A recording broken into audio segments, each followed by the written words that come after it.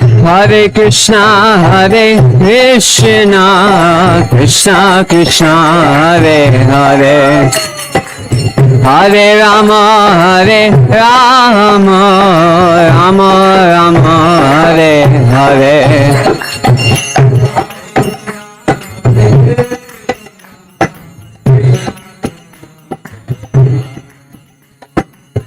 Hare Rama,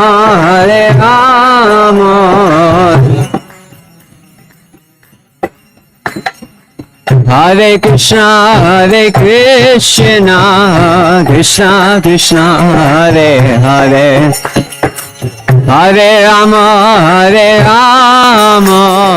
Rama Rama, Hare Hare.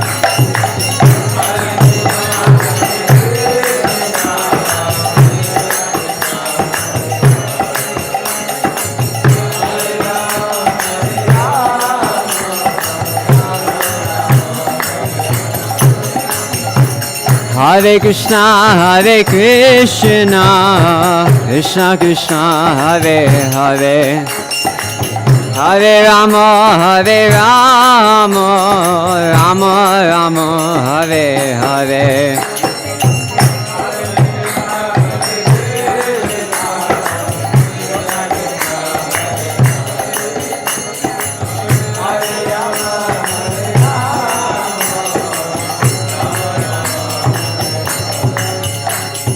Hare Krishna,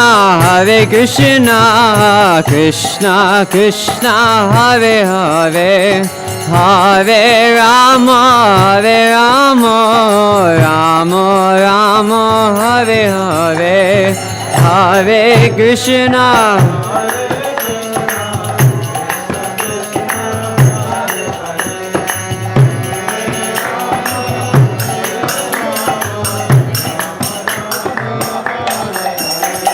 Hare Krishna, Krishna Krishna, Hare Hare, Hare Rama, Rama Rama, Hare Hare, Hare Krishna, Krishna.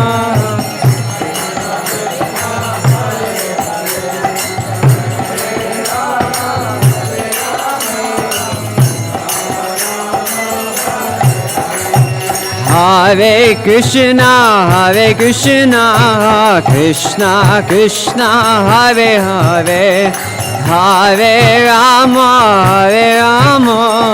Rama Rama, Hare Hare. Krishna Krishna, Hare Hare.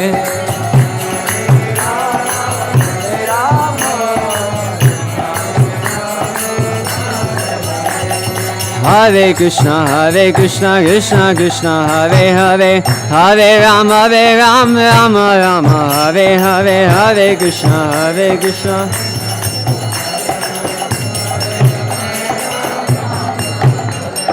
Hare Krishna, Krishna Krishna, Hare Hare, Hare Rama, Rama Rama, Hare Hare.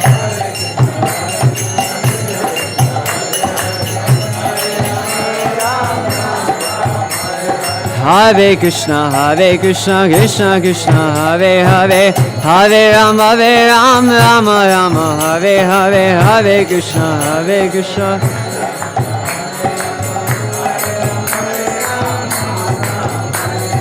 Hare Krishna, Krishna Krishna, Hare Hare, Hare Rama, Rama Rama, Hare Hare, Hare Krishna, Krishna.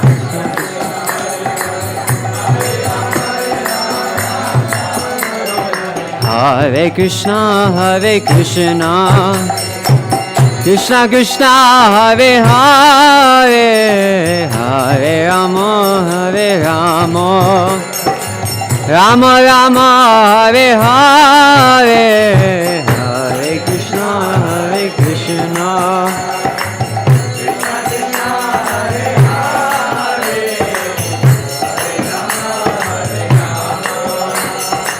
Rama Rama, Hare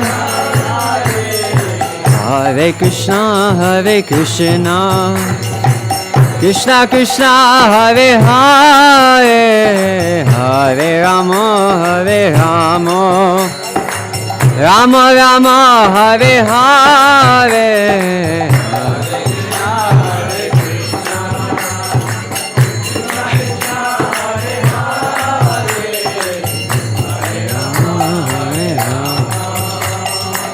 Rama Rama Hare Hare Hare Krishna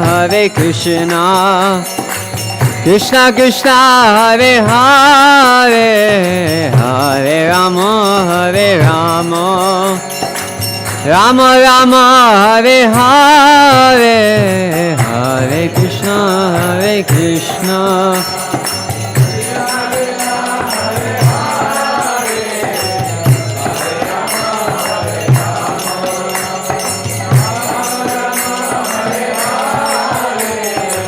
Hare Krishna Krishna Krishna Hare Hare Hare Rama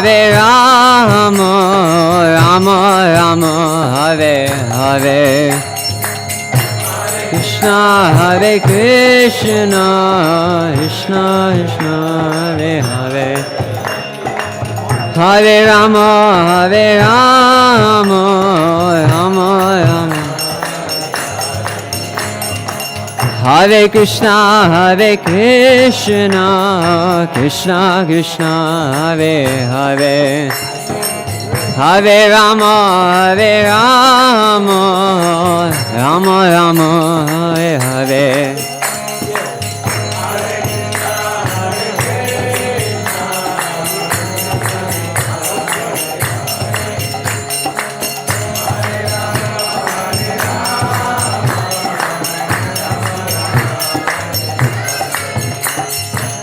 Hare Krishna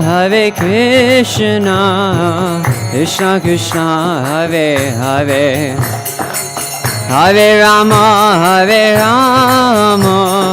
Rama Rama Hare Hare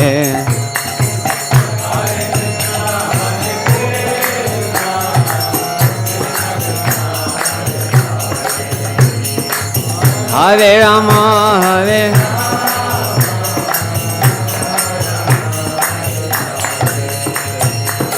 Hare Krishna Krishna Krishna Hare Hare Hare Rama Rama Rama Hare Hare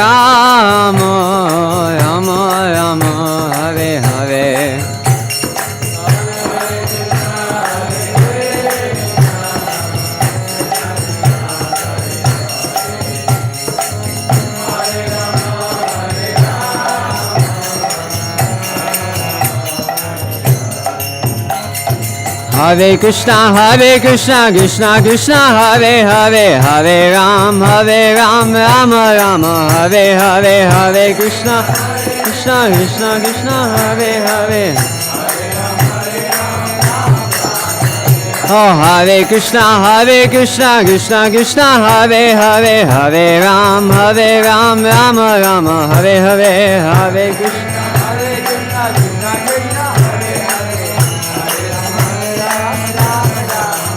Oh Hare Krishna Krishna Hare Hare Hare Ram Rama Rama Hare Hare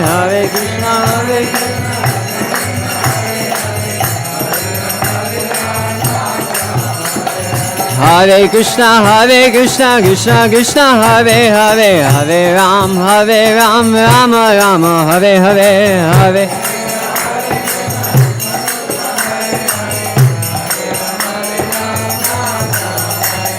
Hare Hare Krishna Krishna Hare Hare Hare Ram Rama Rama Hare Hare Hare Krishna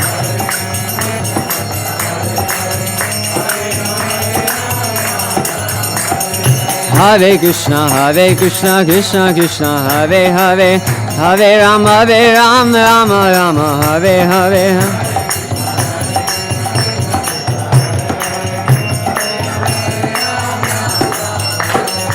Hare Krishna, Krishna Krishna, Hare Hare, Hare Ram, Rama Rama, Hare Hare, Hare Krishna.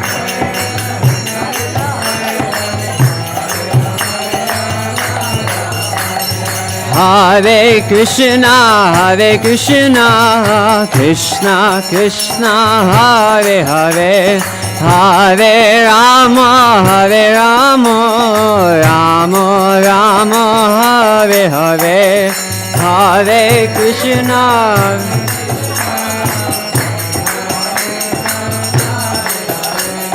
Hare Rama,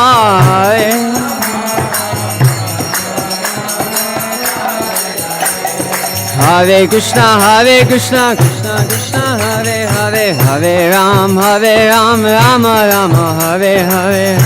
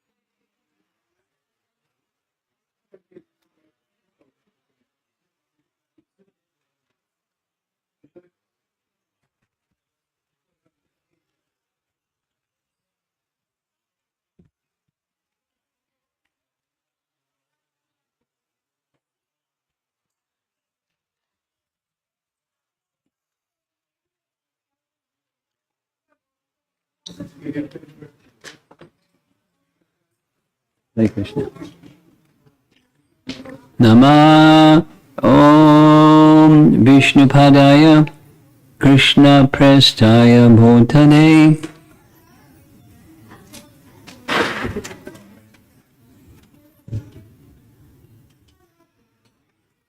Srimate Bhaktivedanta Swamin Iti Namine Namaste Saraswate Deve Gauravani Pracharine Nirvishesha Shunyavadi Paschatya Desatarine Jaya Sri Krishna Chaitanya Prabhu Nityananda Shri Advaita Gadadhar Shivasadi Gaura Bhaktivinoda Hare Krishna, Krishna Krishna, Hare Hare, Hare Rama, Hare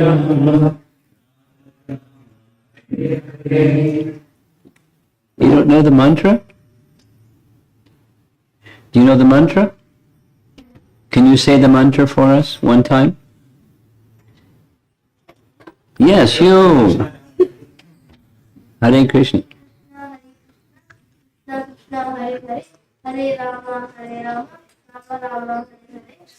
You memorized it. Very good.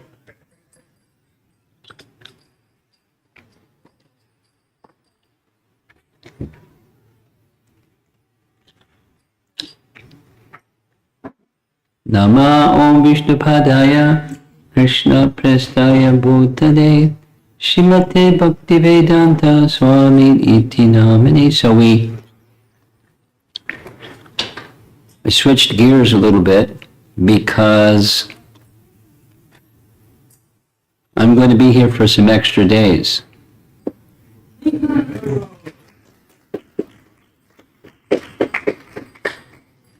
Thanks to a hurricane. The temple president said, no lights, no fans, no air conditioning, really hot. Can't charge your phone, you can't use your computer. I think it's best if you postpone your visit. So they don't know how long it'll take to get the electricity back. So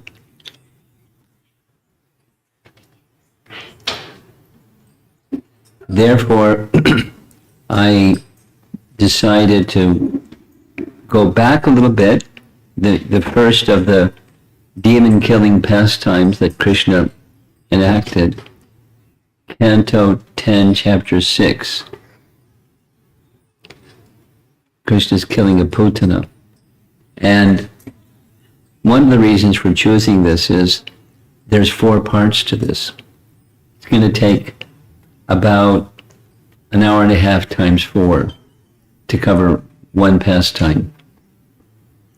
Whoa.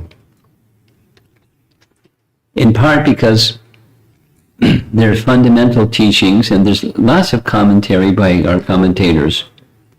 So you'll hear lots of different angles of vision on this pastime. We'll start with a statement made by Uddhava to Vidura in Canto 2, Chapter 3.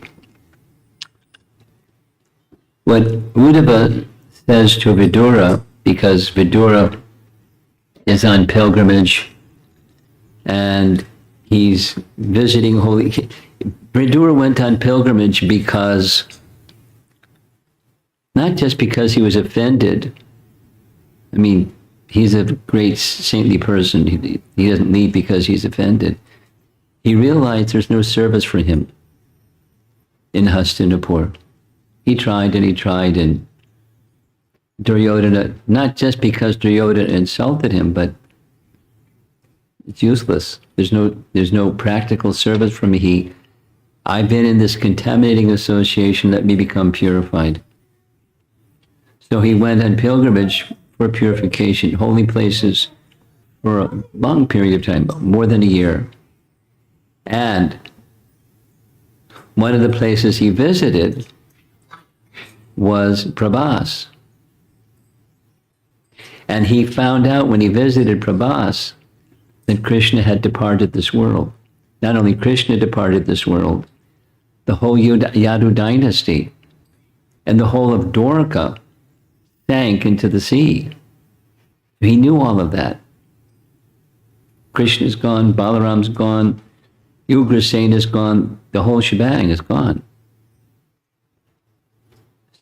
He was very sad, needless to say, but he carried on with his pilgrimage, and in the course of the pilgrimage, he happened in a forest to find Uddhava.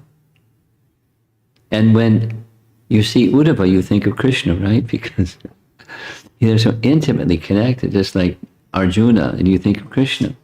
How can you not think of Krishna when you think of Arjuna? And even more intimately associated with Krishna was Uddhava, in many levels at least.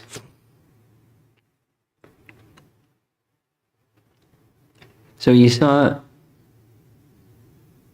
Vidura saw Uddhava. Not like, hey, what are you doing in the forest here, man? Like, it was like that. He thought of Krishna. And he started asking, how is Krishna? How is Balaram? How is Rukmini? How is Satyabhama? How are all the associates of Krishna? He knew, he just didn't want to say.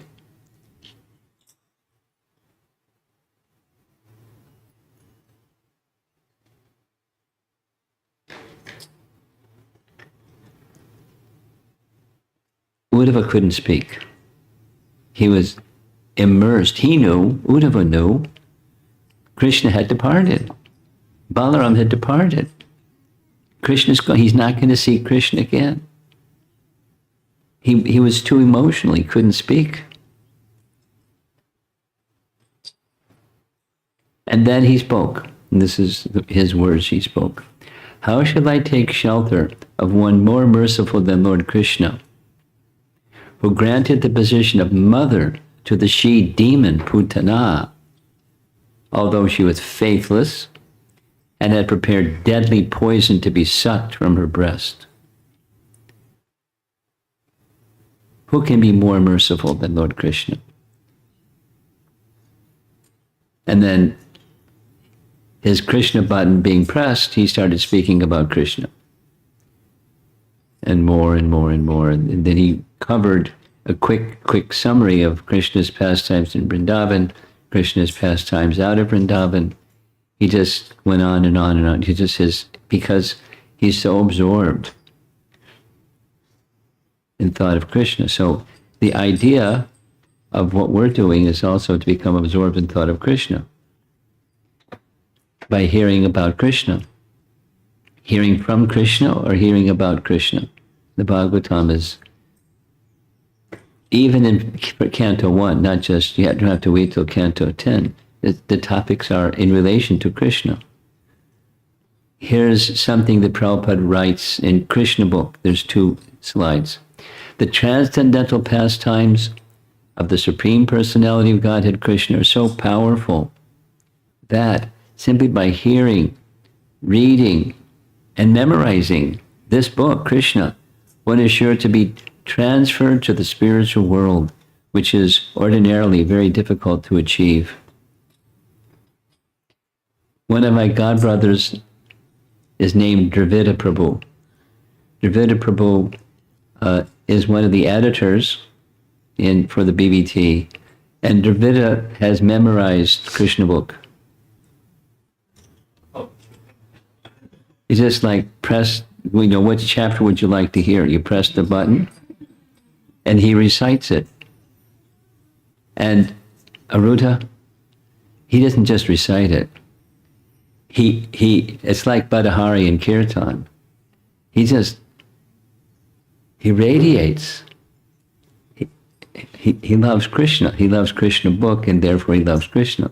And he took these words that Prabhupada wrote in Krishna books very seriously. So we may not have I don't have a good memory, but hearing and reading, fine. Same section. The description of the pastimes of Lord Krishna is so attractive that it automatically gives us an impetus to study repeatedly. And the more we study the pastimes of the Lord, the more we become attached to him. So if you want to become attached to Krishna, you know what to do, along with chanting of the holy name. Hear the pastimes of Krishna. So there are different descriptions of the past life of Putana.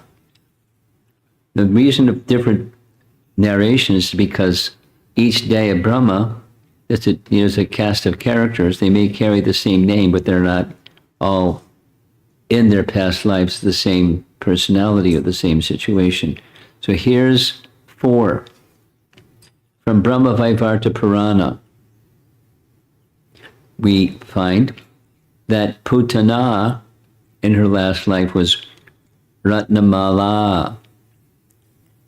In some cases, in Garga Samhita, for example, it says she was the daughter, and in Brahma Vaivarta Purana, she's the younger sister of Bali Maharaj. And she, Ratnamala, was present. There she is standing behind Bali Maharaj, and there's little Vamana, and he's offering water to receive the Brahmana, Vamana Dev. And she felt love. She felt maternal affection towards this little dwarf Brahmana. As soon as Ratnamala had set her eyes on the Lord, she desired that he might become her son, wishing to suckle him out of maternal affection. Vamana recognized this. Feeling obliged to her father, his pure devotee, and understanding her heart, addressed Ratnamala, promising, and he kept his promise, that whatever desires she was cherishing at that moment would be fulfilled. However, check it out. There she is watching in the background. When Ratnamala saw how Lord Vamanadev tricked her father and tied him up like a vagabond, she became angry and bitter. So the mood shifted. Looking at the Lord, she thought maliciously, if you become my son, then not only will I feed you, I will kill you. Now, that wasn't a promise to be fulfilled, but that's what happened. According to the original benediction that Lord Vamanadev had offered, Ratnamala would have the opportunity to suckle him as her child. However, because her sentiments had now swung so violently in the opposite extreme, by exercise of his unlimited intelligence, Lord Vamanadev ingeniously supplied the solution by smoothly incorporating the suitable reactions to both diverse desires in a single event.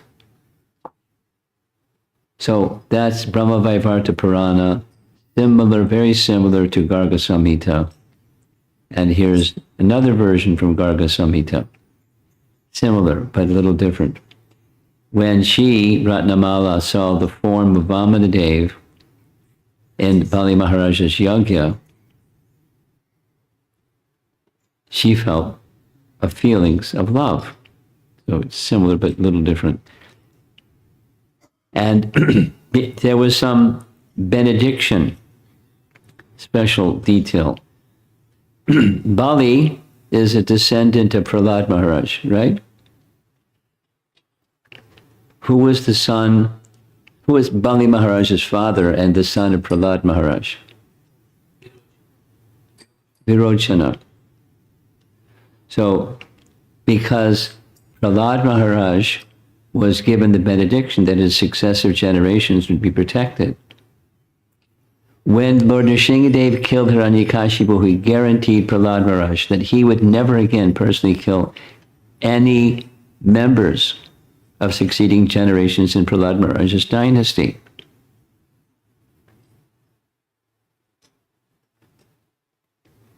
This promise also extended to cover family members in their next lives as well. So the Lord keeps his promise. There's a trick.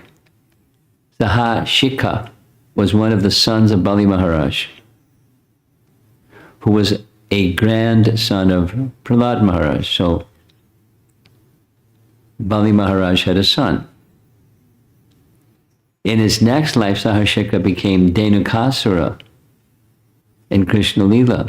So Krishna didn't kill him, but Balaram killed him. You got it? Bali Maharaj had a son.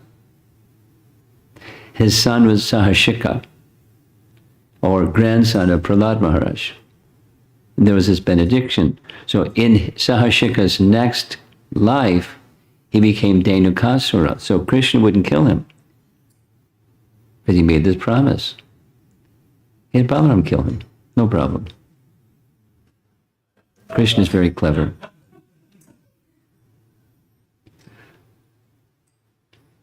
Now, if he had Balaram killed Dhenukasura, then how is it that he, Krishna, killed Putana, who is Dhenuka's sister? According to scriptures, we find that because Putana was a female, she did not officially qualify as a member of her great-grandfather's dynasty, and for this reason was eligible to be killed by Lord Krishna himself. Very clever. Got it? Should we do it again? You didn't get it. Balaram could kill Dhenukasura, because I heard that Balaram is actually like an expansion of Krishna. Balaram's an expansion of Krishna, but he's not Krishna.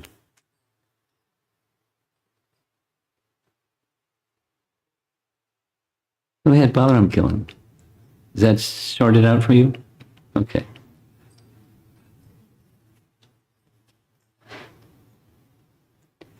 Okay, those are two examples of who was Putana in her previous life. Very similar, but slightly different. Here's a third example. And for those of you that received the Bindu magazine, that's a publication that Madhavananda circulates every other week, I think, bi-weekly, fortnightly. So in this very recent issue, there's a discussion about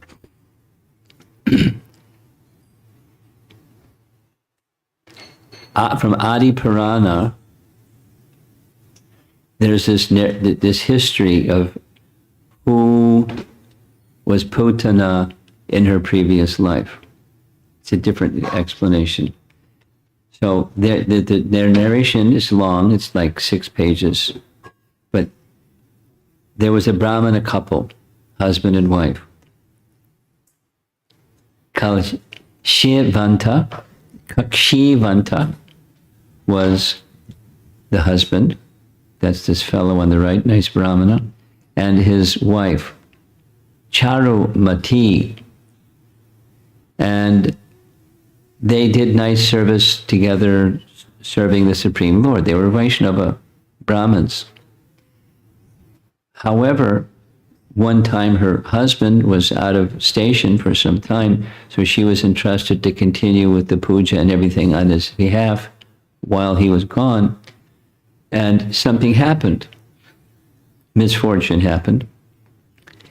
His wife was visited by a Shudra who enticed her.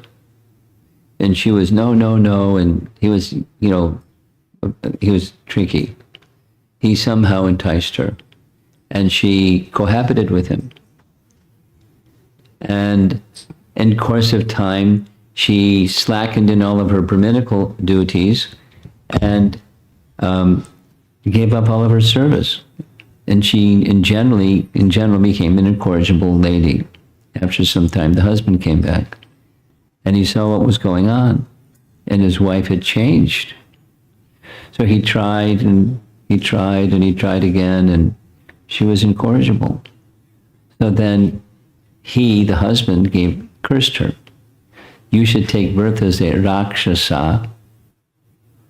Go ahead, as a Rakshasa, perform all sinful activities, cause big disturbance in the world, yet in the future, Krishna will kill you and give you liberation. Adi Purana.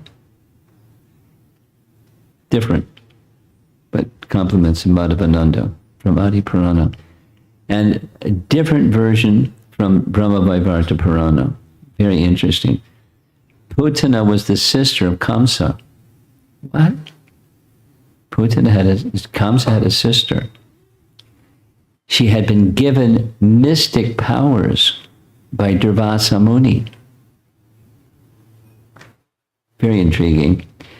When she entered the village, she said that so Kamsa sent her on a mission. Go find little children and little boys recently born and kill them. So she appeared in the Mathura village as the Mathura Brahmana, wife of a Mathura Brahmana.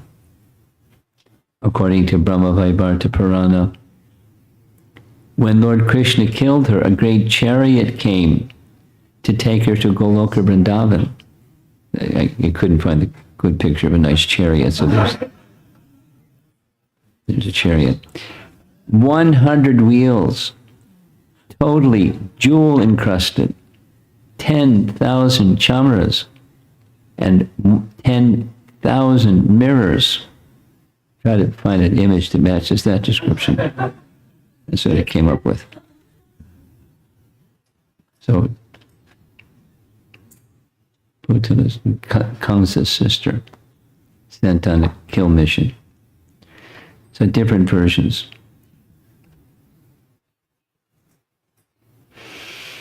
Now, we know the history of Krishna's birth. Before Krishna was born, there was this omen that Kamsa heard at the marriage of his sister, or it wasn't exactly sister, but relative, kind of like sister, cousin sister, that her 8th child would kill him, and so Vasudeva pacified, somehow miraculously pacified Kamsa. Don't get the blame of killing your sister on her marriage day. That wouldn't be nice. But I'm Anakundundubi. I've celebrated, I always keep my word. So I'll give you each child that's born.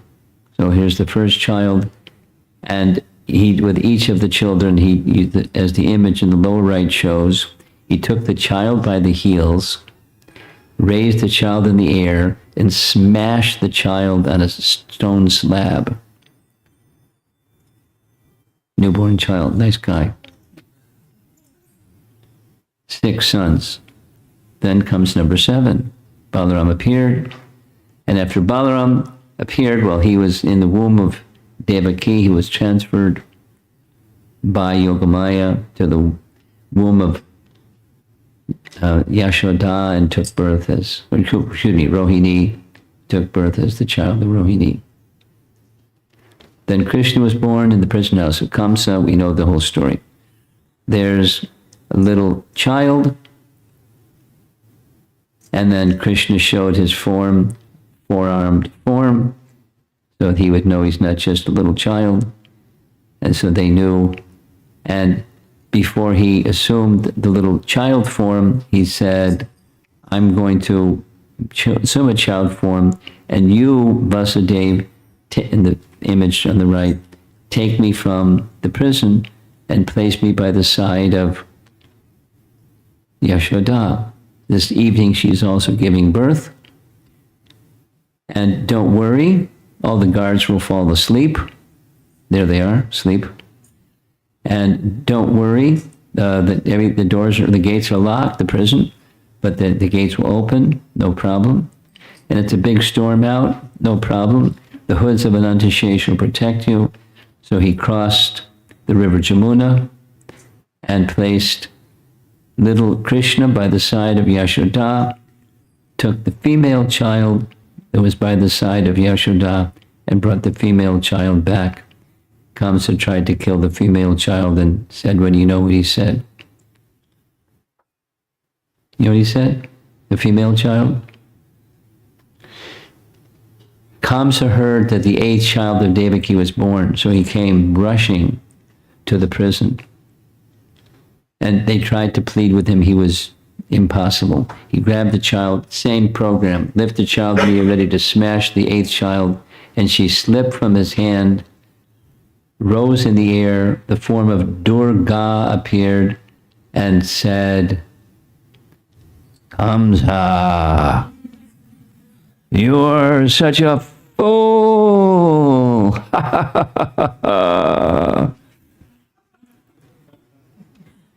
Amara's making her plan for the next drama.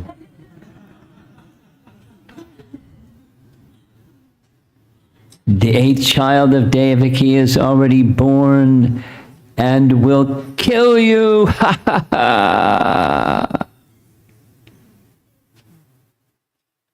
So the 8th child of Devaki was in the care of Yashoda and Nanda.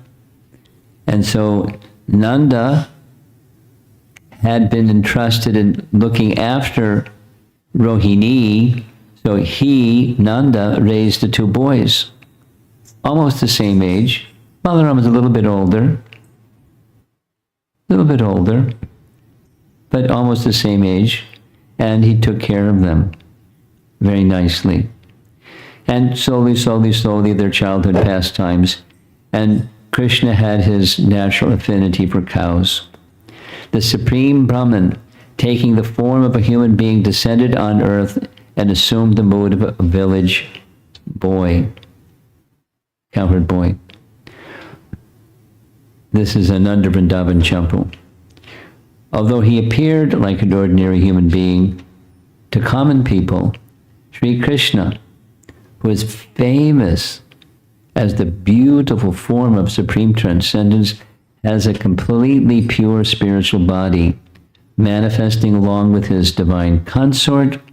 He fully satisfied the minds of everyone. So Krishna is just a little boy, but he loves cows, and the cows love him. He enjoys with Balaram, he enjoys playing upon the flute. Somehow this slide is out of place. There's Durga. Somehow. In Mathura, King Kamsa had previously tried to kill the 8th child of Devaki, who appeared as the personification of Yogamaya, or Durga. At that time, Yogamaya severely rebuked Kamsa, who was known as Kalanemi in his previous life. Kalanemi in Kamsa's previous life. Here it is. You fool, what benefit will you get by killing me? The one who will kill you has already taken birth somewhere else. So the somewhere else, he's believes it. I'm going to be killed by this somewhere else child. So I have to find that somewhere else child. And remembering his past enmity towards Lord Vishnu, is Kalanemi, there's a long story, that cruel and wicked Kamsa then tactfully sent Putana Rakshasi to Vrindavan to kill baby Krishna. So we have two versions of who she was, or in her previous life, but a Rakshasi nonetheless. And Ananda Vrindavan Champu describes her. She was as foreboding as an evil planet. She brought inauspiciousness. Mangale Byopi Mangalam, that's Krishna, and she's the opposite, evil. Here's a nice painting. It shows Kamsa had an assembly, an assortment of henchmen, and one hench lady, and she is right in the front. So she, along with these other, there's another painting showing his henchmen. There's Putana right towards the front. He's going to send them all to one by one to kill Krishna, to get killed by Krishna. Vinashaya Chaduskritam.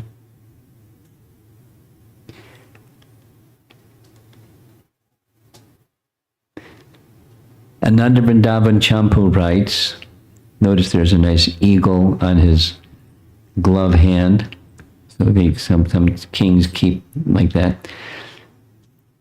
Brajaraj Nanda, having accepted the custom of ordinary people, followed the proper etiquette to protect his city, Mathura, and went to Mathura with other senior men to pay taxes to King Kamsa for their yearly milk production. The Yadus and their faithful servants accompanied him. So he went to Mathura because he's the king in Braja, which is like, the agricultural district surrounding Mathura. So he went to pay his annual taxes. When he went to pay his annual taxes, he saw Vasudeva. Now Vasudeva and Nanda were very intimately associated, so much so when the fear was there that Kamsa was going to do some dirty business, he sent one of his wives, Rohini, to be in the care of his dear friend. So they had very, very close relationship. When they saw each other, the painting showing their embracing. And he had a secret meeting. In that secret meeting, Vasudeva disclosed certain things. Kamsa had killed all of Devaki's children, at least the first 6, and he would probably seek out Krishna, and therefore Nanda Maharaj should return to Vrindavan as soon as possible and protect Krishna. One morning from one father to, he knows, Vasudeva knows that it's his son. But he's speaking to Nanda as if it's Nanda's son. So protect your son. This is from Srimad Bhagavatam. Because the killing of babies was going on and had already become known, Nanda Maharaj was very much afraid for his newborn child. Thus he, Nanda, appointed local cowherd men to protect his home and child. So there's this advice from Vasudeva. Do not stay in this place many days. Better to return to Gokula, since I know there may be some disturbances there. So this is all a little summary of what precedes chapter 6, because chapter 6 is the Putana story.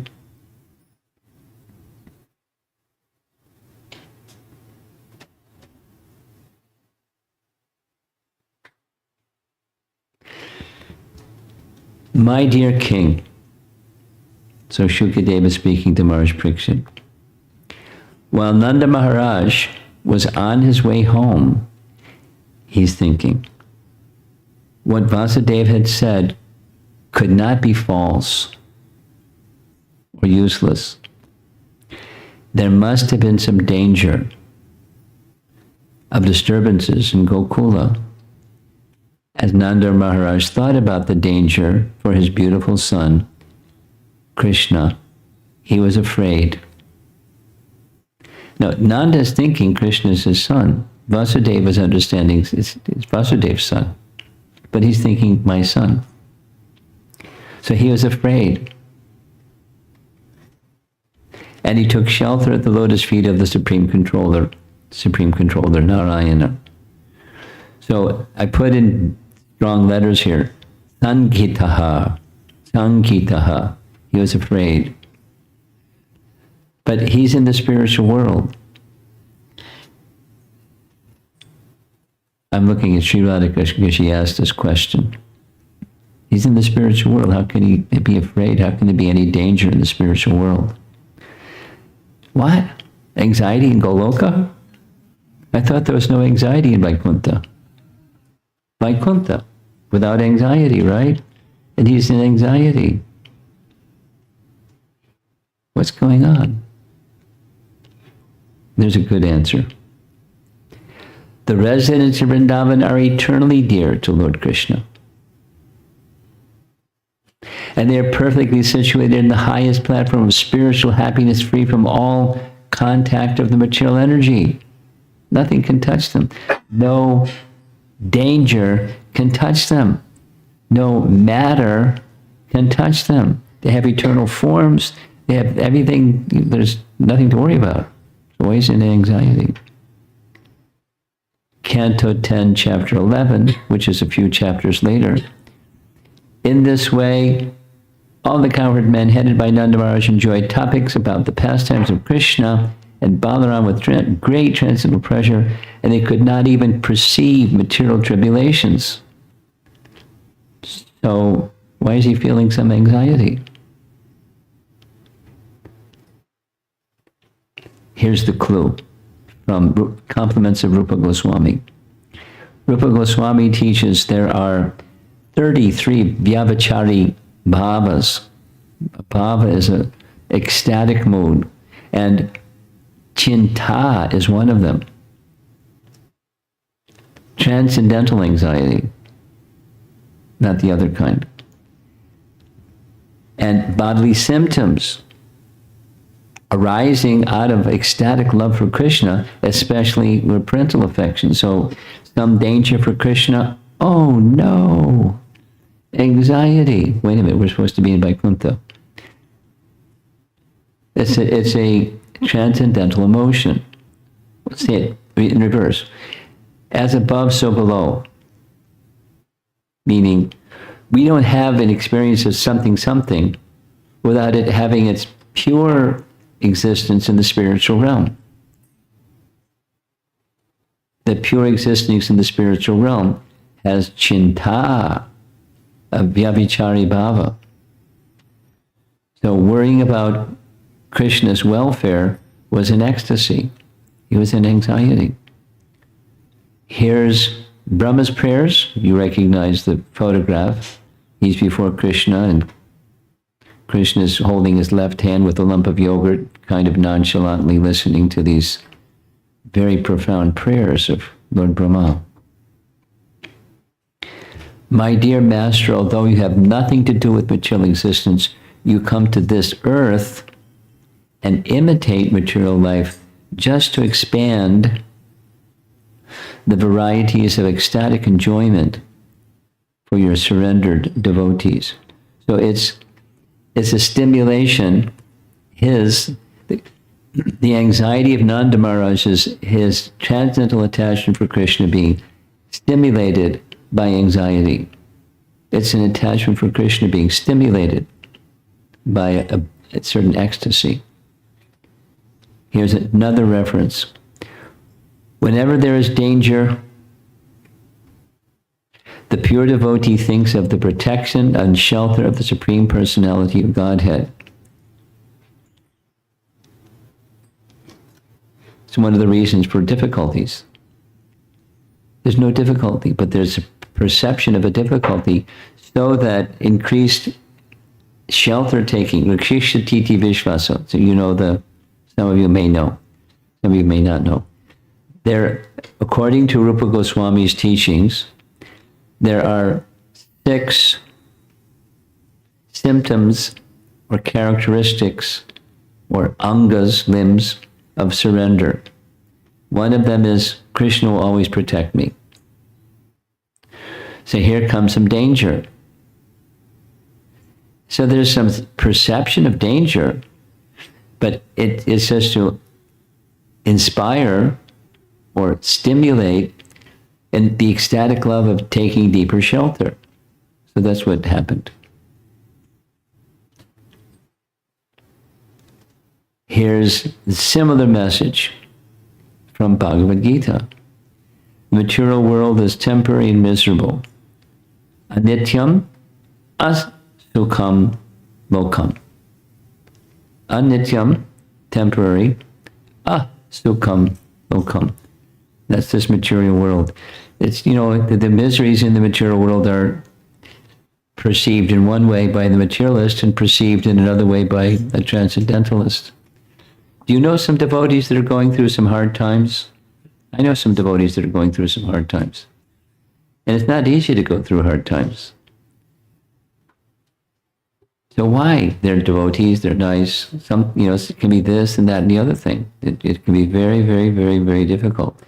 I mean, this is a little bit like, again, Sri Radhika's question about devotee care, and we're not supposed to have feelings, right? We're supposed to be above concerned about the body, because after all, we're not the body. But when the general ritual jar of yadi, it's all about the body.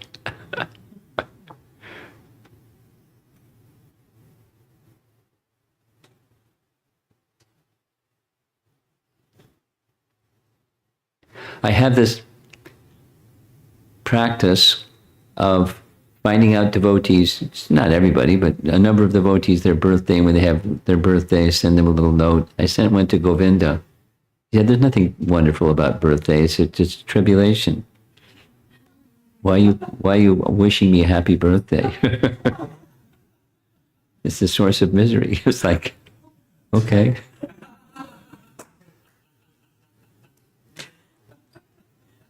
But because you're a devotee, if you use the body properly, we say happy birthday to a devotee for a different reason than a non-devotee.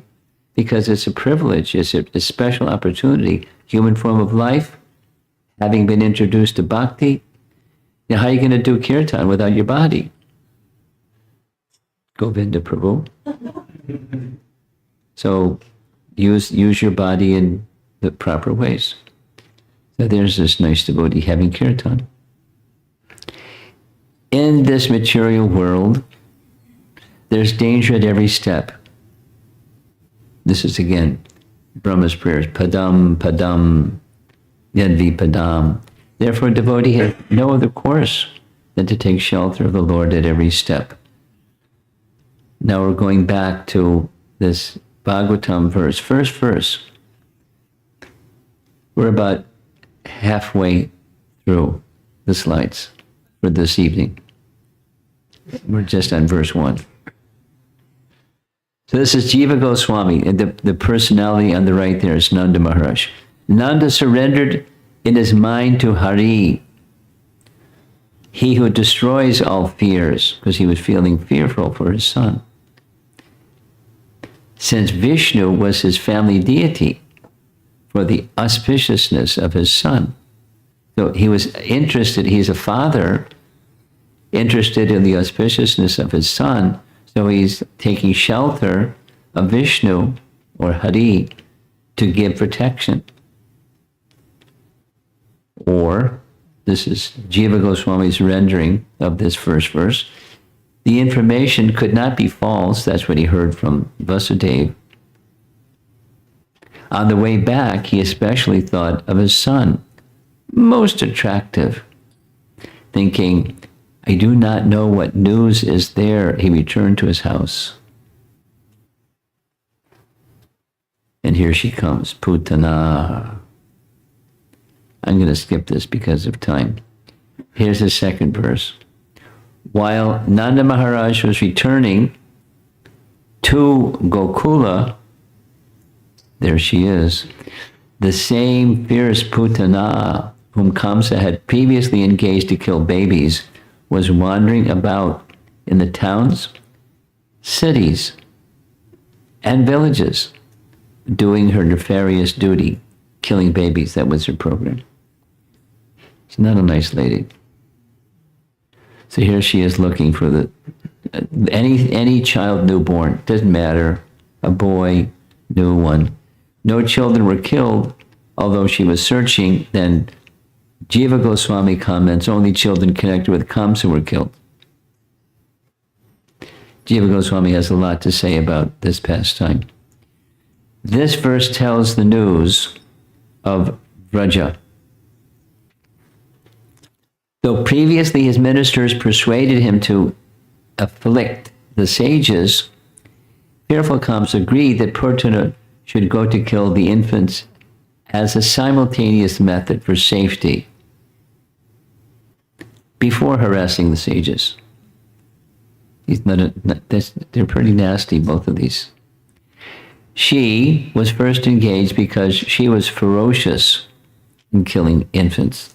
She killed them completely by giving them her poisoned breast. They died immediately. And there she is doing her thing. Vishnu Purana says, in a moment Putana killed any child to whom she offered her breast.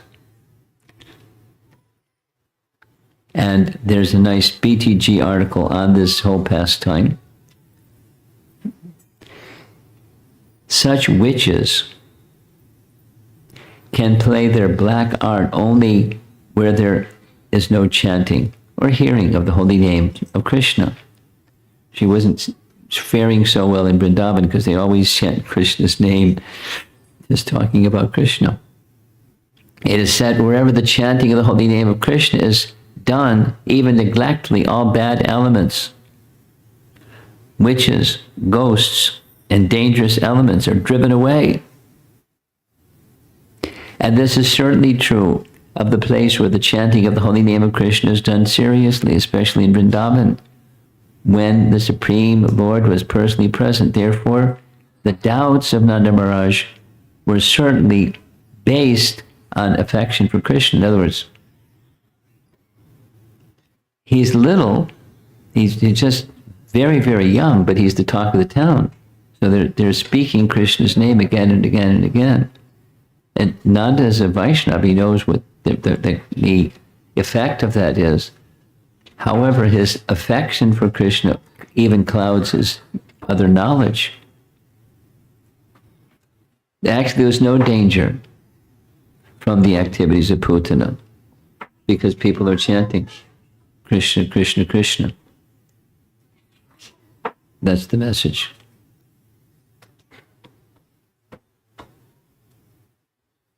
And from that same BTG article, the Sanskrit word for a witch is kechari. They can fly in the sky.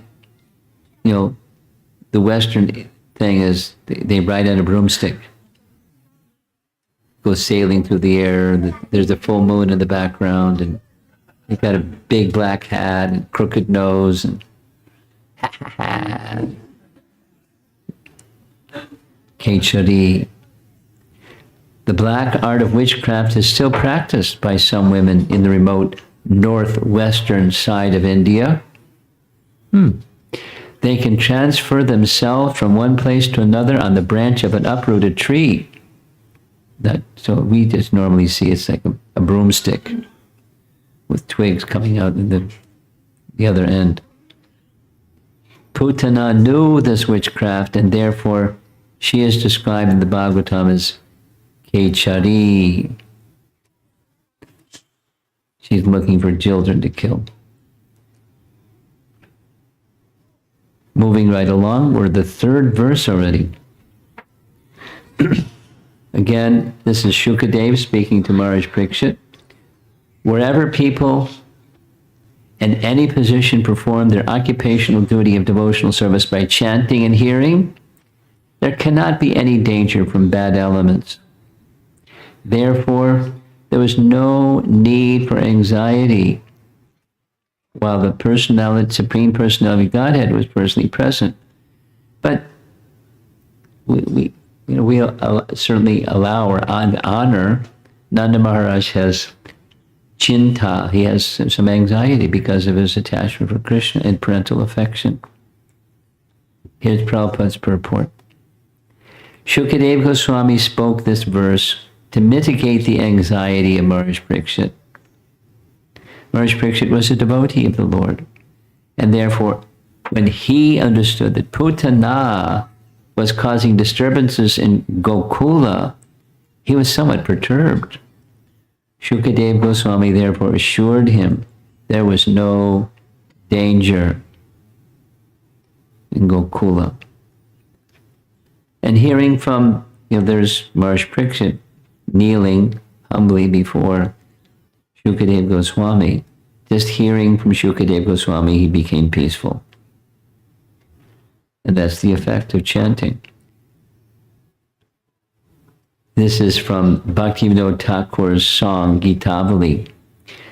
Understand this essential fact. What's that?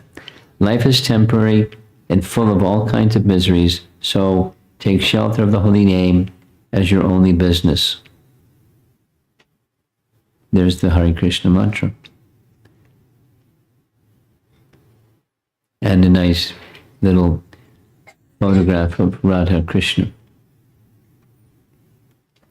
Jiva Goswami has some things to say about this verse.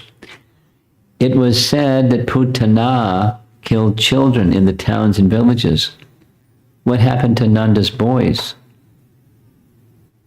Answer. This verse answers. There were no hearing during sacrifices and other duties, mainly for attaining one's material goals, what to speak of not having hearing as the main item the demons will afflict. Hearing about the devotees destroys the demons. What to speak of hearing about the Lord? The word cha means to or but, or it can mean other wicked persons. Certainly such persons will be strong in those places. So it's to pacify the mind of the person who is hearing. Maharaj Parikshit looked worried.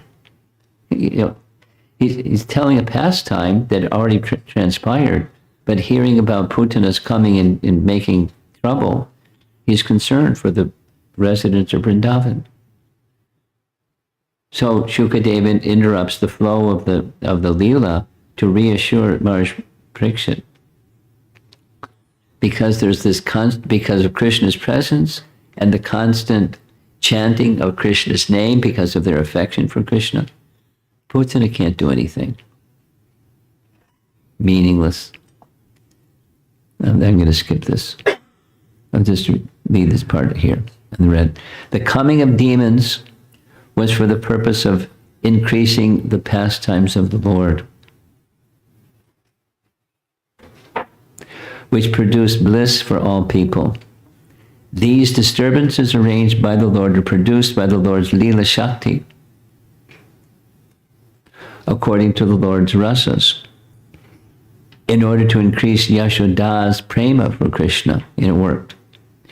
The Leela Shakti is composed of Shri, Bhu, and Lila. So there's three. There's these. This is what he's doing is he's giving terminology, like definitions of terms. So it's an important thing to do. In different pictures, different circles, different sampradayas, they have different ways of using these different terminologies. Shiva Goswami is familiar. Shri Bhu and Leela, or sometimes Shri Bhu and Neela. So Leela Shakti has these three divisions. It's all part of Krishna's internal potency or Swarup Shakti. These three Shaktis of Vaikuntha are well known in the Padma Purana. It's just like you've seen altars that are where the forms of the Lord are worshipped by Sri Vaishnavas. There's a form of the Lord, and then there's the Utsav Murtis. There's the form of the Lord, the festival, deity, and then either side, Sri and Bhu. Standard from Padma Purana. These are Shaktis through whom the Supreme Lord does what he does. He engages his internal potencies in various ways and expansions of those internal potencies to different things in this material world. But it's all arising from his potencies. This Shakti, that's Leela Shakti, is described as Tulasi and Vrinda in the Kartik Mahatmya, Padma Purana. So we hear in Krishna, in our understanding of Krishna's pastimes, we hear about Vrinda Devi, isn't it? Krishna wants something. Vrinda Devi, help me. Right away. So Vrinda is always pictured with having a parrot, green parrot on her hand. And she has a whole bunch of parrots. She has two principal parrots, and they carry messages and do things. So Vrinda, she is called Vrinda in Krishna's pastimes and lives in Vrindavan. So who is that Vrinda? In context, that's how Vaishnavas, Gaudiya Vaishnavas think of Vrinda, but she's Leela Shakti. She's assisting the Supreme Lord when he wants to perform Leelas. He just, hey, Vrinda, help me out. I mean, he doesn't need help, but she's giving his Swarup Shakti, his Leela Shakti, some service, and she's very happy to do service. She figures out how to do everything because Krishna gives her the intelligence how to do everything and the power to do what she does. It's just pastimes, just a flow of pastimes. And there's different personalities, and there's obstacles, and there's overcoming obstacles, and there's ecstasy, and there's tribulation, and there's, the pastimes flow very spontaneously. Sometimes it's stormy, sometimes it's quiet, sometimes it's this, sometimes it's that. And Krishna's potencies are arranging everything for his pleasure and for the pleasure of the devotees. And when some difficulty comes, what's being spoken of here is Putana's in town. And Nanda Maharaj is in anxiety. As a father would naturally be in anxiety. And he knows what's up. Vasudeva told him, watch your backside. He's going to try to Kamsa's, he's ruthless. He's going to try to kill your son. So protect your son. So he's in anxiety of paternal affection because there's an obstacle. It's nice. I mean, doesn't make you, you don't hear these and become numb. You still have feelings.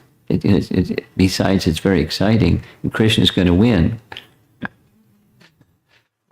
But there's a little excitement. And Krishna's enjoying the excitement, is enjoying engaging his potencies, and they're enjoying being engaged. And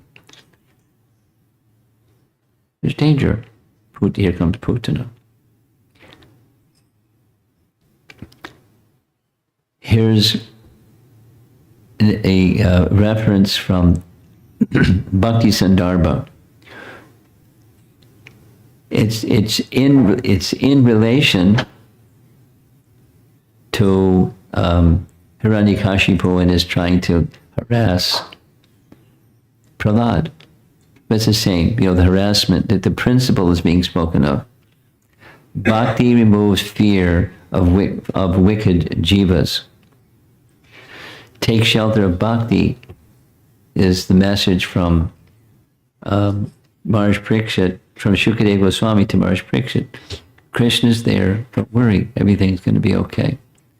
When Hiranyakashipu could not kill his innocent son by throwing him beneath the feet of big elephants, throwing him among huge snakes, employing destructive spells, hurling from the tops of hills, conjuring up illusory tricks, imprisoning him, administering poison, starving him, exposing him to severe cold, winds, fire, water, throwing heavy stones on him to crush him, he began to contemplate the situation deeply. He couldn't succeed in killing his son. He's powerful, Hiranyakashipu. Who can stop me? So the message, all of this is that his father is feeling fear based upon what he heard from Vasudeva. Vishnu Purana says, the elephant tusks were harder than thunderbolts, but Prahlad did not feel them. Those the elephants trying to crush him, etc. Here's Srila Prabhupada, we're almost done. From Narada Purana, when a person worships Vishnu, there are no obstacles. No wicked kings, no thieves, no illness, pretas, pishachas, kushmandas, etc., etc. They do not obstruct the worshipper of Vishnu or the Rakshasi Putana. Can't stop. So Prabhupada, knowing this, went into the midst of bad place, New York City, during that period of time and transformed it fearlessly and made a matchless gifts little storefront into a Radha Krishna temple. Almost done. Here's a reference from Canto 3, Chapter 22.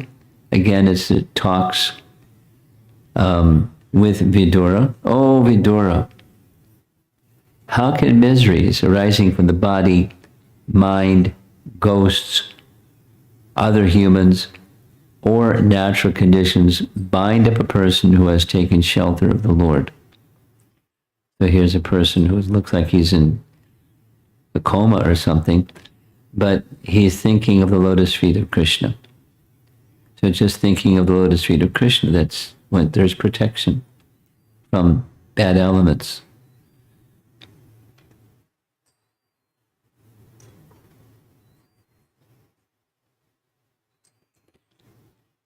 And this is the last slide. So this is how Maharaj Ambarish was protected by the fiery demon that was created by Durvasa Muni, because Durvasa Muni was envious of Maharaj Ambarish. Without all the detail, he created by mantra this fiery demon and pointed to Maharaj Ambarish, kill him. That was a big mistake. When a person's mind is fixed on Vishnu, the curse of Durvasa Muni and the thunderbolt of Indra cannot harm him.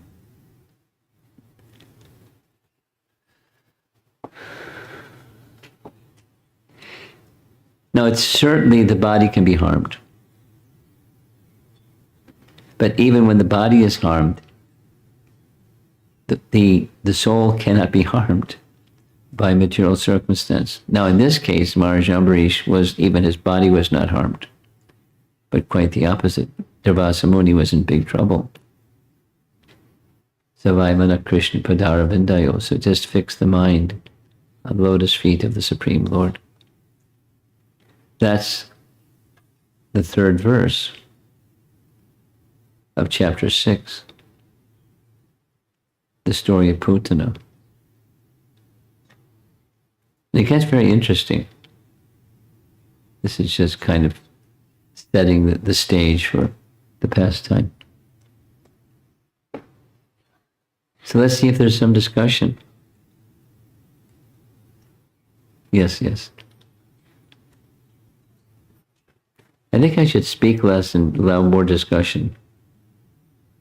But the topics are so nice.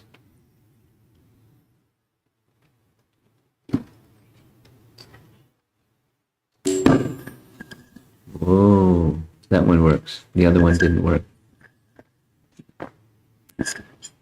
Hare Krishna, Maharaj.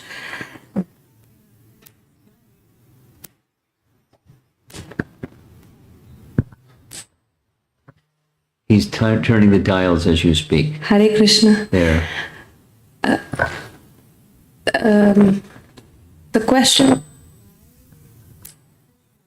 Why did Krishna? Putana, even though she was the descendant of a pure devotee, Prahlad Maharaj, and one of the slides said And Bali that, Maharaj. and Bali Maharaj too. And one of the slides said that is because she was a daughter and not direct. I forget the exact wording in that slide. I got what you're referring to. So what's the deal? And so I went back to that verse in Srimad Bhagavatam. Which one? This was 7:10:18.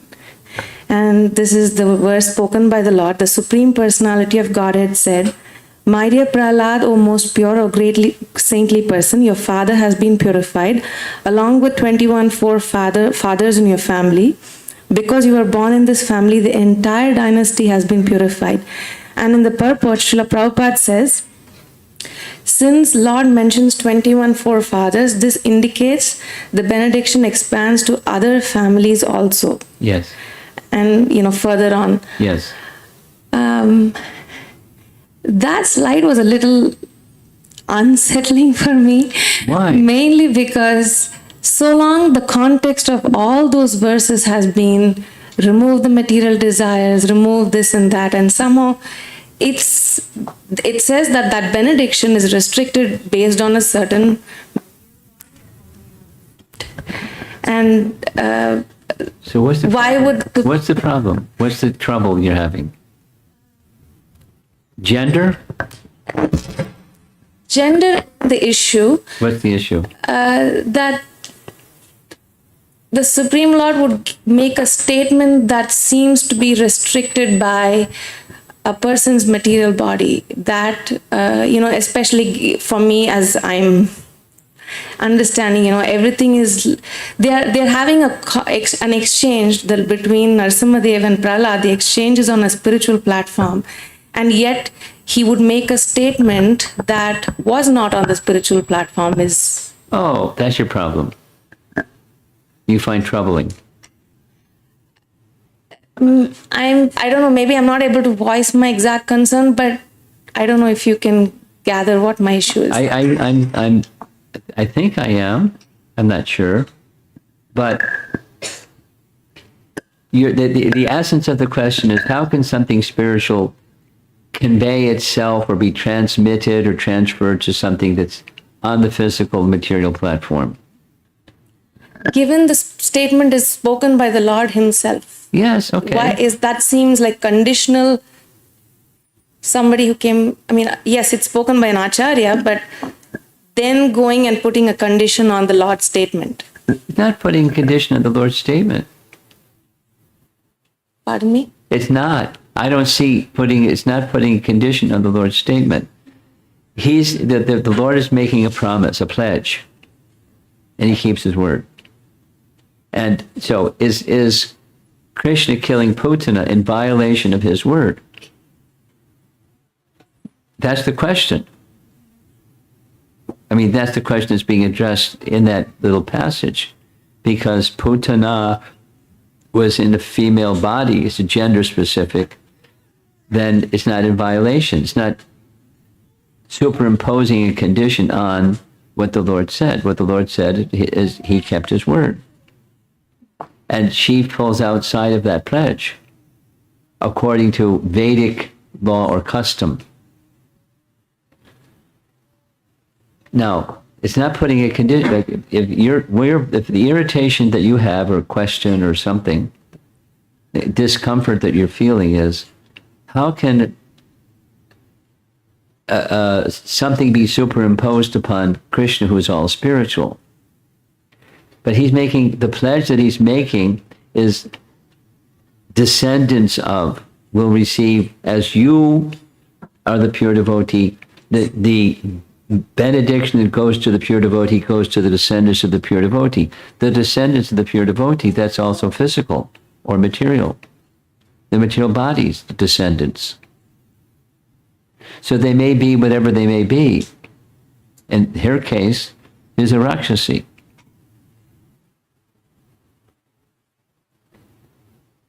And so, but the benediction, I will not kill, was upheld.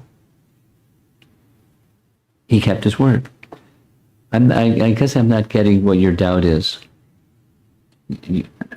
Somebody else want to help her or help me understand what? And you got this expression on your face like I missed it. I'll perhaps get back to you later. Okay, thank you.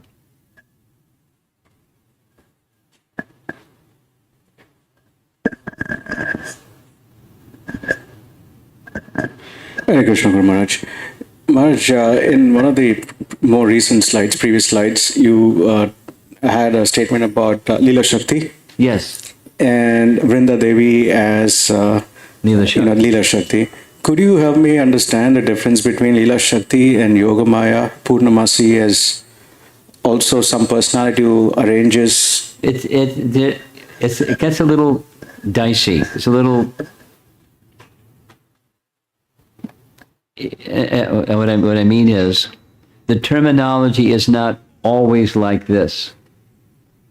Even amongst our acharyas, my experience is, there's not clear cut. It's always like this, and it's always like that. It's always like that. So, Yogamaya is personified by Purnamasi. Leela Shakti is personified by Vrinda Devi in our Gaudiya way of looking at things. And this Leela Shakti has different components. According to Padma Purana, Shribu and Leela, or Neela, sometimes that word is used, Shribu and Neela.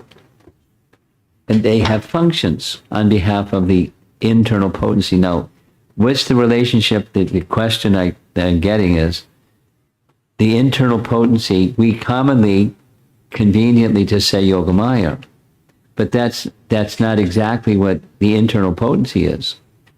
The internal potency has these divisions. And the pastime potency, Leela Shakti, pastime potency, is enhanced or is facilitated by Yogamaya. So there, for example, there's many places in the writings of our acharyas, pastime events, where Vrinda Devi and Purnamasi have a little conference. They make a plan how a pastime is going to happen. And so there's not one entity, there are two entities, and they carry out a function. The function in the pastime descriptions, largely from our followers of Lord Chaitanya or Gaudiya Acharyas, is she just gives her blessings, Purnamasi. But her blessings means potencies are invested in persons to do X, Y, Z things. And then she just, smiles. Or she stops something because it's not doesn't fit with the pastime plan.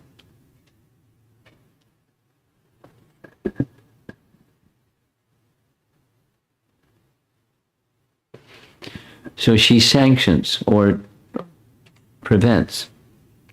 And then Vrinda Devi carries it out, the plan.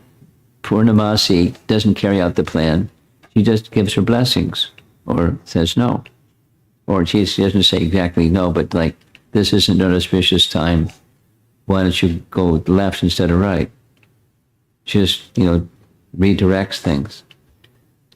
So there's a function, and there's a person that represents the function. And it's all, in one sense, it's all part of Krishna's spiritual potencies, but they're different parts of Krishna's spiritual potencies. And I would say it one more time. It's not that in all cases our acharyas are really consistent. This is the bucket that Purnamasi fits. And over there is the bucket that Vrinda Devi fits, and over there is the bucket that someone else, some other entity. Like, just like this mention of Tulsi Devi. She gives benedictions too. And she's personified.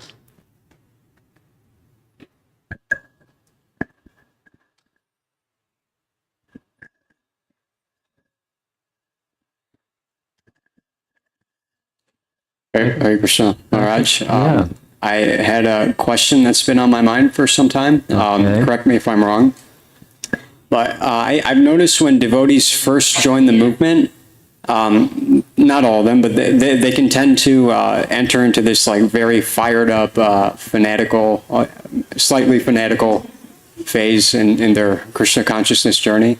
And then? My question is, is it realistic for one to remain in that phase for the rest of their life, or is there like some kind of transition into another phase? That's a curious question. I know some people, I won't name names, that they're as enthusiastic today as they were day one. Now, your question is it desirable, or is it okay, or is it the norm that you lose some of that rah, rah, rah, and you become, No. a little more, moderate? Is that Yeah, advisable, or is there something wrong if you become more moderate, less rah, rah, rah? So enthusiasm, according to Rupa Goswami's teachings, enthusiasm should ideally be with you all the time, throughout, from beginning to the end. The shape of it may look different, may be exhibited different as well, but the enthusiasm may become more internal and less rah-rah, external. And is that fine? Yeah, that's mature. So enthusiasm should stay high, but the form that enthusiasm takes, likely, as maturity comes, the form of it becomes a little different. But in order to progress, according to what Rupa Goswami writes, it's from beginning to end enthusiasm, utsahan. You know the verse, right? Nectar of instruction? Oh. Okay. There's the first three. Utsahan means enthusiasm. Nishchayat, patience. It's like go and stop. Patience. But it's not stop. It's just sustain your enthusiasm over time. Be patient. Be enthusiastic. And if the outcome that you want doesn't happen right away, that's okay. Be patient. And what sustains the patience? I have conviction. That's the dharyat. My mind is firm. I'm being patient, and I'm consistently enthusiastic. You find it, I recommend, you're curious, you said you've had this question for some time. Read Nectar of Instruction, that verse, Utsahan Nishchayat Dharyat, one of the early verses, maybe the very first verse in Nectar of Instruction. Is that, you want more on this topic? No, You're good. funny. Okay.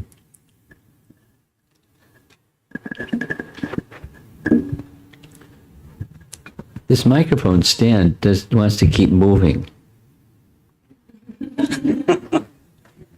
Go ahead. Maharaj. So, what I understood is Nanda Maharaj thinks Krishna is his son, not Vasudeva's son. Oh, yeah. At the time. So, at some point, he must have known that Krishna is Devaki's and Vasudeva's son. Is that right? At some point, does he Later. eventually come to know that? Is that what you're asking? Yes.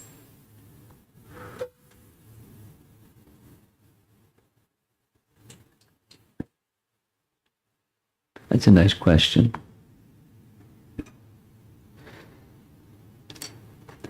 My memory is scanning.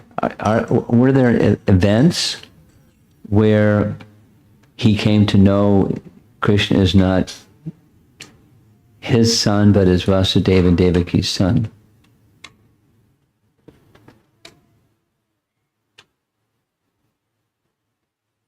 I can't think of a scriptural passage that says the light went on and he accepted it. Krishna is not my son. There's a sense of possessiveness, parental affection. He has that's his eternal relationship with Krishna. So the events of birth had a little trick involved in it where he and Yashoda thought for sure Krishna is their son. And that's their relationship, eternal relationship. So was that eternal relationship interrupted? He's not really my son. I don't think so. The possessiveness is too strong. The Madhurya sense of Nanda Maharaj and Yashoda is too strong. He couldn't think otherwise. Yeah, I was curious to know what were their feelings when they know that, or even to Krishna, how did he feel that he was Vasudeva's son? Yeah, your part 2 follows part 1, and I'm not sure even part 1 happened. Does anybody in the room have an answer to this question, a different answer to this question? Yes?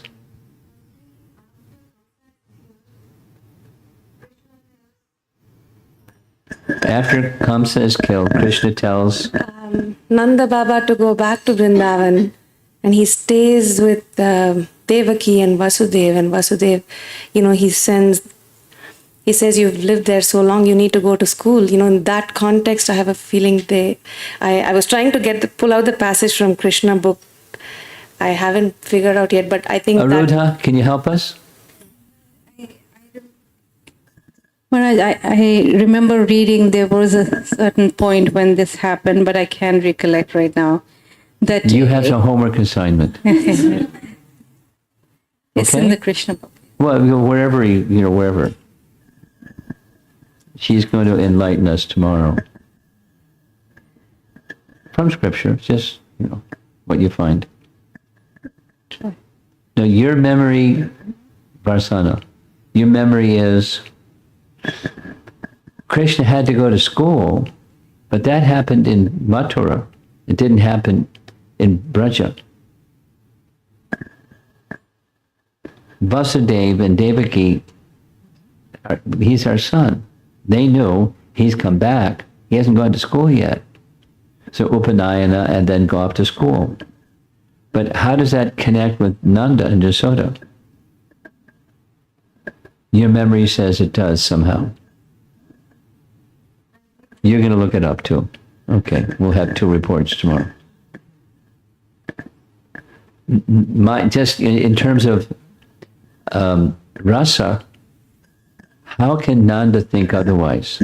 Because it's his mood is. I mean, there are passages we'll just like we yesterday evening. Nanda came to know that he reported Gargamuni indicated his divinity.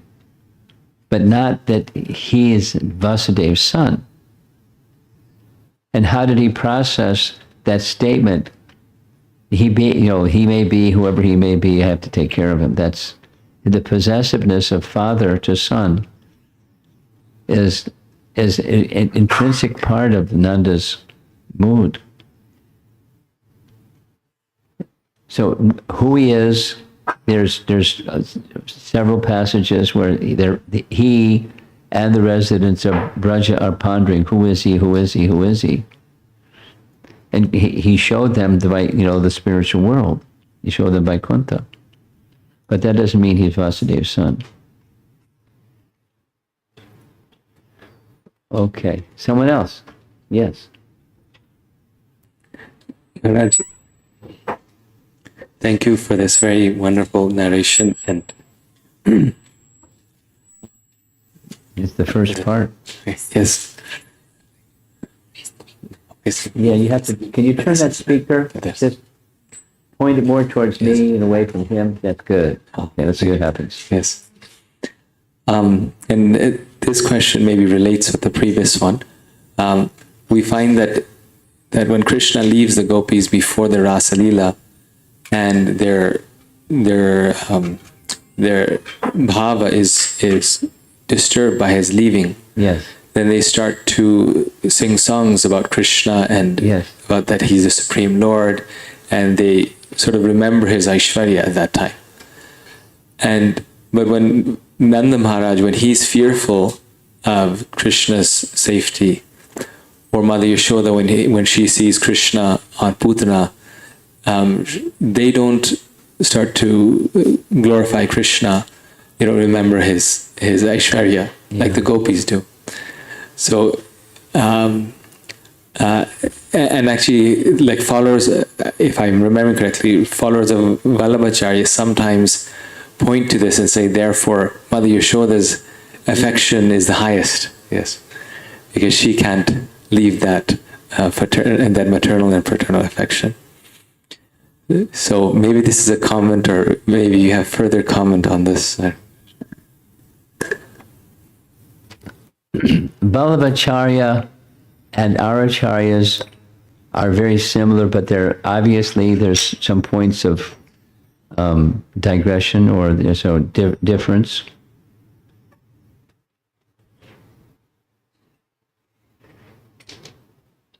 And it's a little bit like, I mean, my sense of, in response to this statement, Krishna may, of his own accord, pull back the curtain and then close the curtain. And for his own purposes, to stimulate their ecstatic love or to give them varieties of ecstasy, and then he closes the curtain.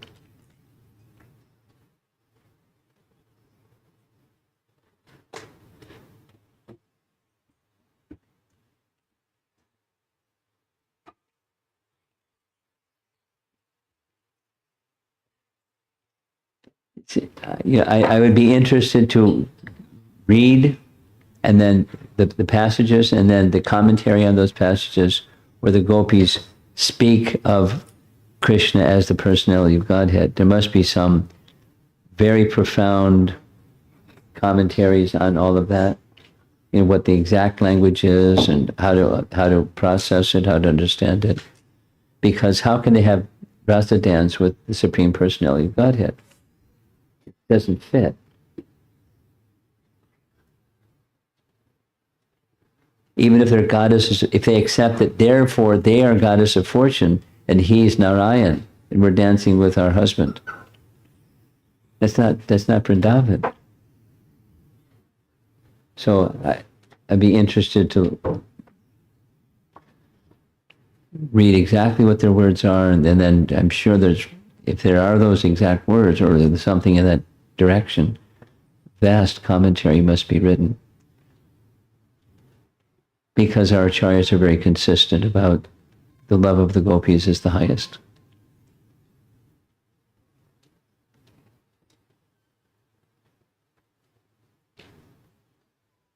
Yes, you have something.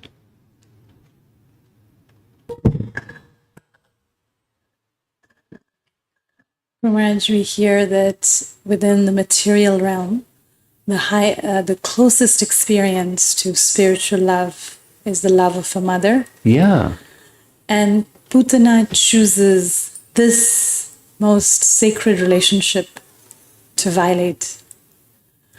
The betrayal of the trust is heightened because of the choice of this relationship in comparison to the other demons of Vrindavan. Yes. There isn't this kind of a Intimacy. yes.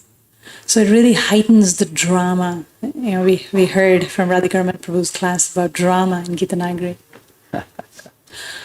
Lots of subtlety, and therefore there's so much commentary on this pastimes. Go ahead. So there's something about this particular Leela in comparison to other demons that just really, tugs at the heart because of such a violation of or betrayal. Just wondering if you have any comments. Well, yeah, verse number 3 of this chapter. Maharaj Parikshit was feeling what you're expressing. I mean, not specifically betrayal, but danger. He knows Krishna can't be hurt, but he's feeling that feeling. So Shukadeva Goswami is putting some soothing balm on that feeling because he can't be hurt. He is all auspiciousness, so no worries.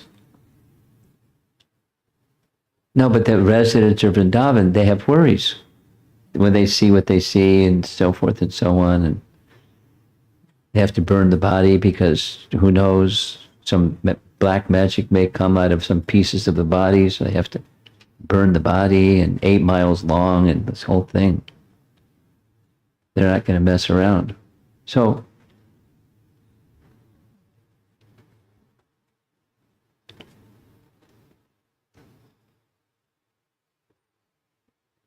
but from the transcendental perspective, there's nothing to worry about.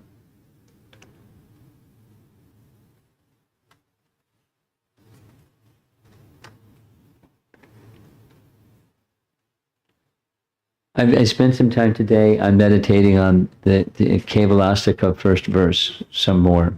Madaram Madarebhyopi, Mangalebhyopi Mangalam, Pavanam Pavanebhyopi. So as with Krishna's pastimes, it's the purest of the pure, it's all auspiciousness. So same, there's nothing, your maternal feeling of violation of the trust of that are penned in places in the mother has its place. That's the feelings of a mother.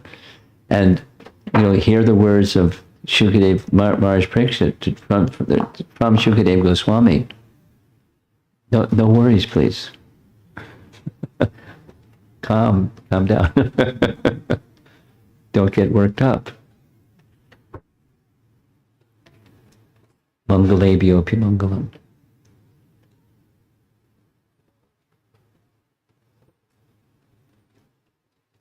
Yes.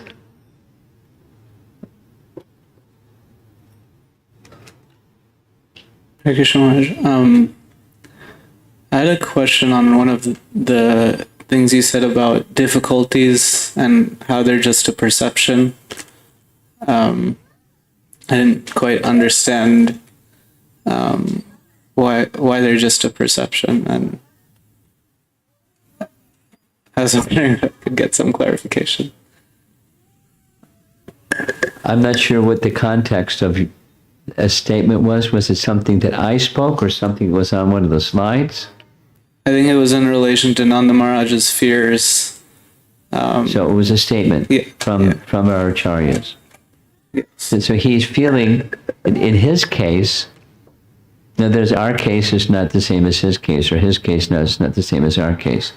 In his case, he's feeling a transcendental emotion of paternal affection. He wants to give protection to his dependent.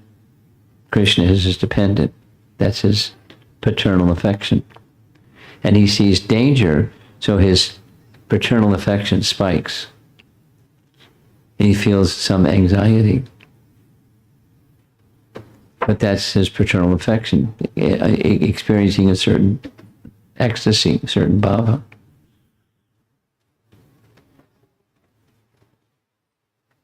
So it's churning of transcendental emotions through attachment to Krishna. Krishna does things that spike that transcendental emotion in certain ways, and then that subsides. Then it goes to other directions. It's like the flowing of a river. Now, is your question in the context of us or the transcendental Leela itself? Both. No, we're Mahamaya has got a grip on us. There's nothing transcendental about it.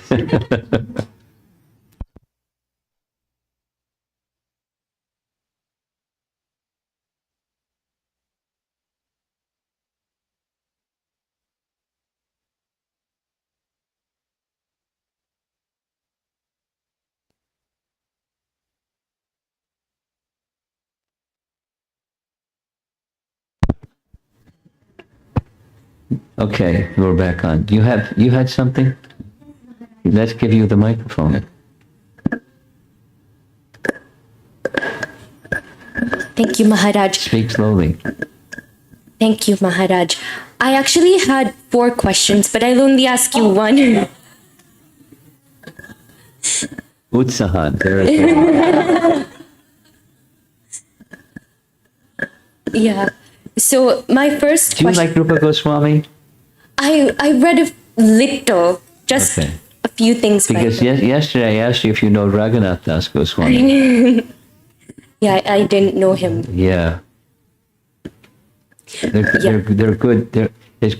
Your bhakti life will expand, like nicely. Not too fast, but nicely. By getting familiar with these personalities, gifts that they're freely wanting to give. Really wanting to give. So your enthusiasm is one of those gifts that you've already received, and Rupa Goswami is going to fan that spark. Thank you, Maharaj. Okay. Thank you. So my first question was, I remembered it when you discussed about Ratnamala. Ratnamala. Okay. Ratnamala. So what happens is Ratnamala first she has this intense love for Vamanadeva and she wants to have him as her son. So clearly she loves him and there's Yes. prema, right? Yeah. So I was wondering how she could, I wouldn't say fall down. She fell down. She flipped. Yeah. So I want to kill him. That's not my mother. So I was wondering how that could happen, because I've heard from so many devotees, and it's such a thing here, right? That once you cultivate prema, once you cultivate Oh, bhakti, she's not at the stage of prema. She has maternal affection. She's not at the stage of prema. She wants to have this little dwarf boy. She's feeling affection.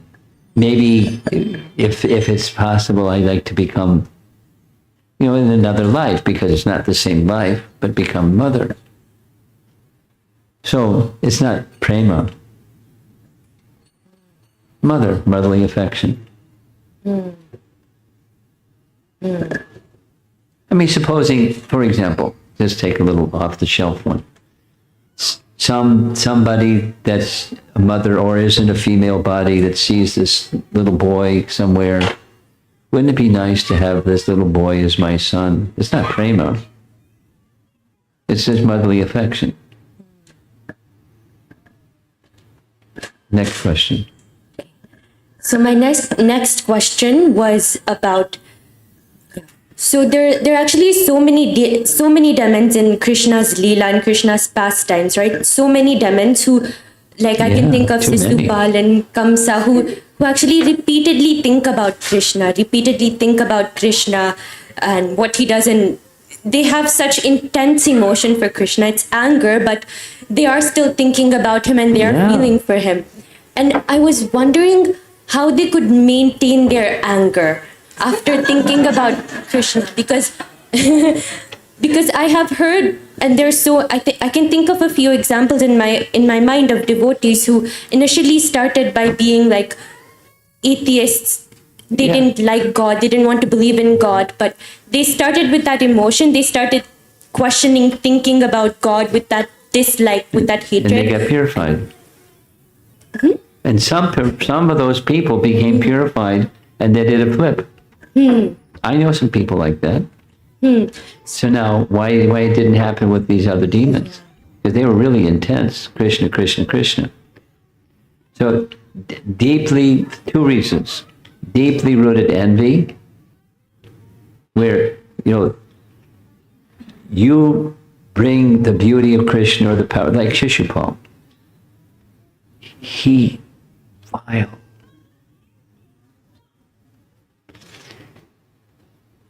What ticked him off, that sent it over the top, was Bhishma Dev, grandfather Bhishma Dev, who was the elder, wise, powerful. Nobody can defeat him. Even Parshuram can't defeat him. Bhishma Dev, glorifying Krishna. He couldn't take it. He stood up and started blasting Krishna. Anyway, because the envy is like poison. And the poison came out, Shishupal. So that's why it happens. This seemingly endless supply of poison. That's envy. The envy pollutes. Very bad. Pride and envy, these two. Pride and envy. Very difficult. So then maybe I'm understanding this wrong, but that could probably mean that if you have pride and envy, then there could be no cure for that, right? No, like there can be. There can be. But in some cases, Krishna, the cure is Krishna kills them. No, it's not that that's the only remedy, but sometimes it stays with people for lifetimes.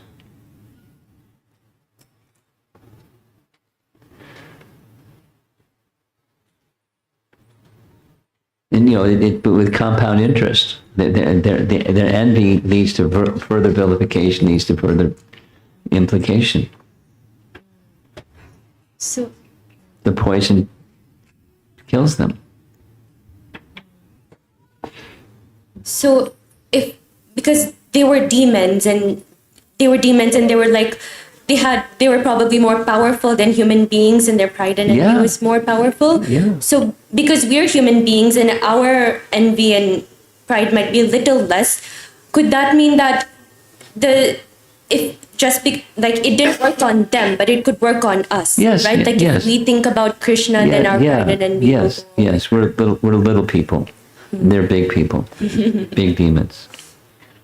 I want to tell you a little story, and then I think we're going to end. We'll do your other two questions tomorrow. You going to be with us tomorrow? I will be. Okay, very good. We'll ask you before I even start. You can ask your other two questions. Okay, Prabhu. Okay. Maharaj. Okay. Thank you. Once upon a time, I was a new devotee. About 55 years ago in Boston. And the first service I did for 1 month was wash pots. From being accepted to medical school to washing pots. And I was proud. Thinking, I didn't say it, but I was thinking, don't they know who I am? Washing pots? But I washed pots. Many things happened, and eventually, after 1 month, I finally got it. Cleaning the pots means cleaning my heart of that pride. So I really got into it. I understood it, and I really got into it. And after 1 month, someone tapped me on the shoulder and said, guess what? We found another pot washer. And would you like to come with us on Sankirtan? Because every day the devotees would go rushing out the door and joyful and on Sankirtan, and there's where I am washing pots. So I really wanted to go on Sankirtan, but I surrendered my pride. So now, first day, this is just a little how it works.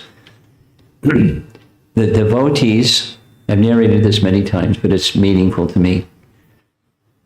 We went to the Boston Common, which is, there's a subway system in Boston, the Red Line, Green Line, and they converge, and there's a big shopping area nearby. So at lunchtime, the place was mobbed. That was our spot, Boston Common.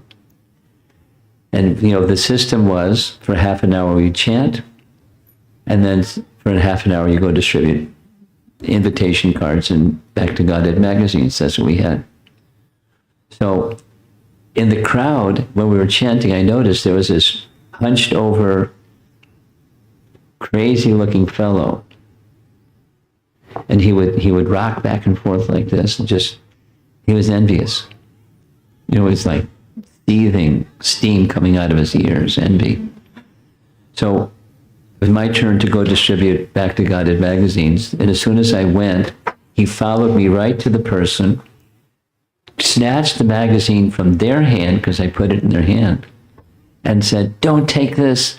This is da-da-da-da-da-da. Threw it on the ground and jumped up and down on it, like he was going to kill the Back to Godhead magazine.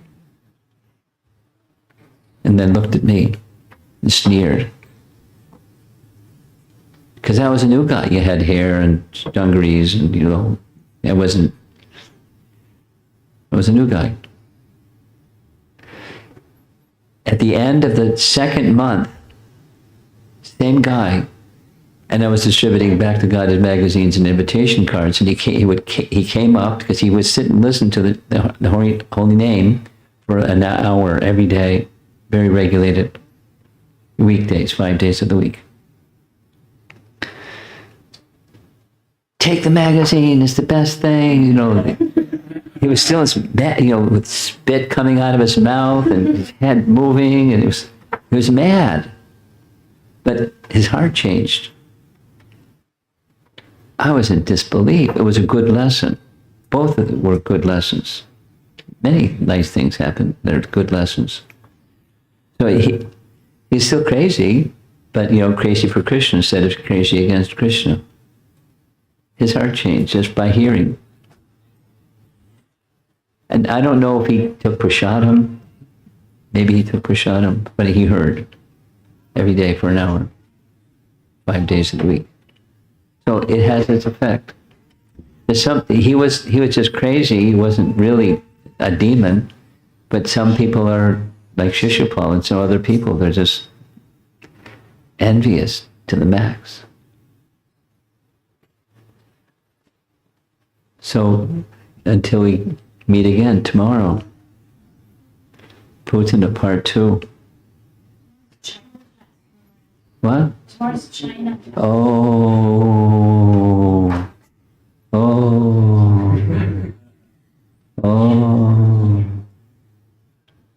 Okay.